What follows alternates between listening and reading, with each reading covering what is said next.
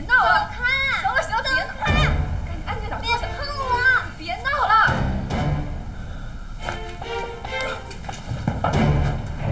走开！别闹了，别闹了！走开！行了，别闹了，别闹了！我不要你！刘闯，是我。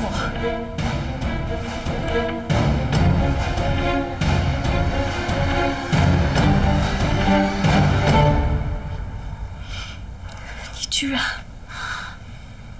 拿枪对着我！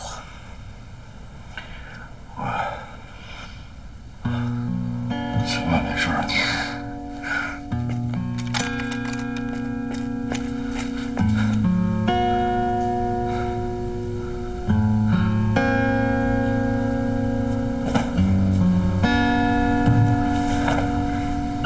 你去哪儿了？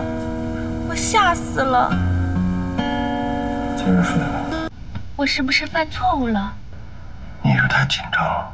一睁眼你就不见了，我没办法不紧张。他和我一样，在你眼里，我和他必须一样，都是奉命保护你的中国武警战士。怎么能一样呢？你是刘闯，你是我唯一信任的人，你是全心全意保护我的人，不是吗？你误会了，这是我的工作，而且用生命保护你的人不止我一个，他是，还有我们的战士们都会这么去做。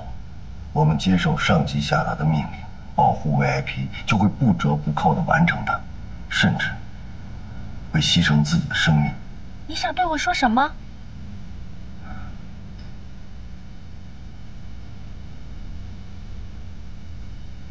你跟我说过你的故事，我很同情。但是你要知道，我不是你的私人保镖，我不是你的朋友，在你的心里边，我只能是，而且必须是一面会行走的人肉盾牌，一部会说话的防弹机器。这是我工作的性质，也是我秉承的原则，懂吗？你是想跟我说，你根本就不在乎我的感受，是吗？我只在乎你的死活，不是你的感受。记得我和你说过吗？心理建设不是我的范畴。如果你配合我的工作，我会很感激你。我不配合。那我只能强制你配合。怎么？你还想对我动武是吗？必要的时候我会那么做。我这根岗站得也够久了，一会儿会有人接我的班。你不许走！我不要别人，我就要你。办事得按规矩来。刘闯，你真的忍心抛下我不管吗？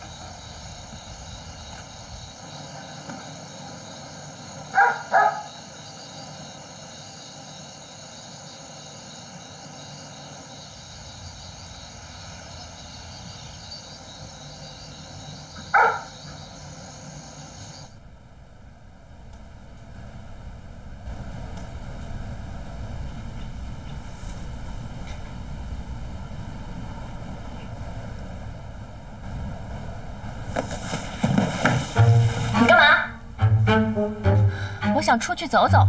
你不许出去。干嘛呀？我又不是犯人。你确实不是犯人，但你也不是凡人。别给我找麻烦，我就不给你找麻烦。只要你不出去，这个屋子范围内随便你活动。我偏要走。你干嘛对我那么凶？我知道你练过，但我也不是吃素的。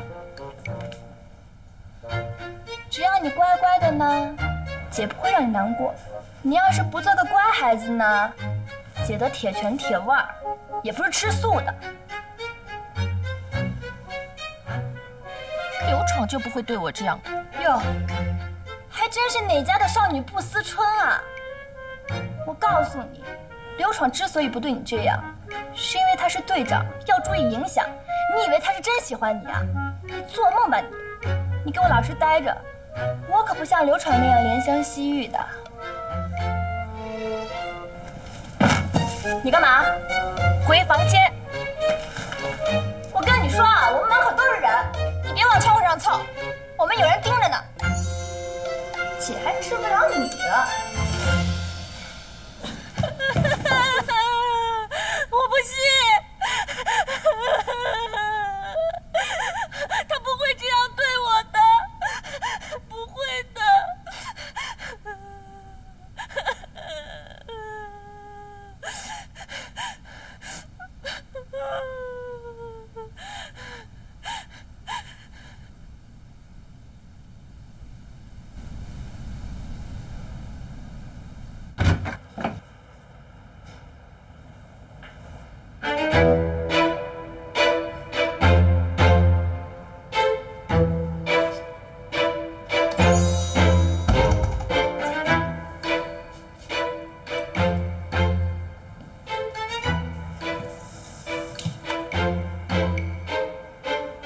有什么事儿？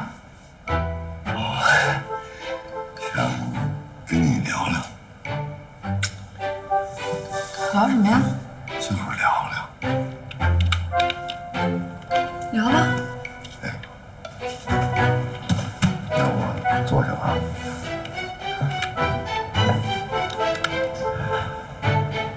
对不起。什么对不起啊？可能是我太紧张。你觉得我会伤害你的小宝贝儿？谁小宝贝儿？严小雨啊，他不是你的小宝贝儿吗？哎呦，您别闹了成吗？什么叫我的小宝贝儿？人家那爹可是福布斯排行榜上前几位，我哪有那能耐啊？你想多了，真的，那就是我们需要保护的目标而已。你说啊，他那么小，经历那么多，也可能是我听完他讲他的故事，略微有那么一点恍惚。略微有那么一点恍惚，也不太准确啊。但我真的想不到其他措辞了。你也知道我这嘴笨。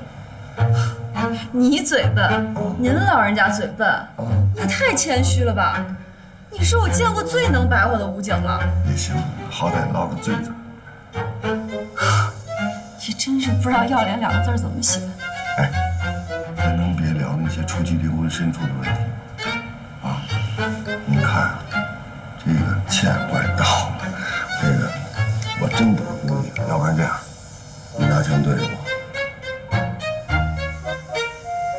行了，任务重要，不提了。这任务是重要，可是这队伍的主观和谐发展也很重要。您说是不是？你到底想让我怎么着啊，刘闯？你怎么还急上了呢？是你跟我说了那些之后，我也替你的小宝贝儿提心吊胆的。我一直想怎么样才能保护好他，可是结果呢？你上来二话不说拿枪就对着我。要是我不屈手，你是不是得对我开枪啊？哪能啊？那不是在半梦半醒之间吗？哎呦，求求你，您消消气儿，好吗？对不起，我错了。这不是对不起的事儿。要是我拿枪对着你呢，你早就对我发火了。我够可以的了，己所不欲，勿施于人嘛。等到把你的小祖宗送走，我再跟你说这事儿。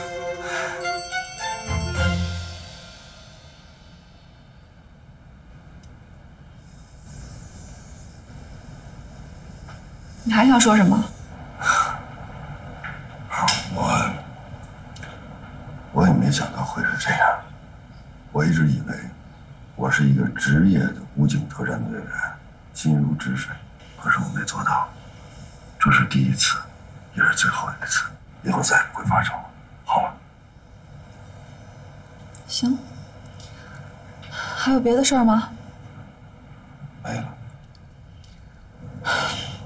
那就该干嘛干嘛吧。刚才接到情报，严小雨确实有被暗杀的威胁。谁呀？你的老朋友了，魔影。他又来中国了。他带了一批雇佣兵，现在应该就在海州市附近。他在国外发布了招募令，高薪招募那些在国外已经退役的伞兵游泳参与这次行动。他可能是觉得人手不够吧。情报提示我们不要轻视，这次可能是对严小雨最直接的威胁。他敢来就好。不过既然他来了，我们真得提高警惕。大家都做做准备吧，现在也没有时间说别的。对。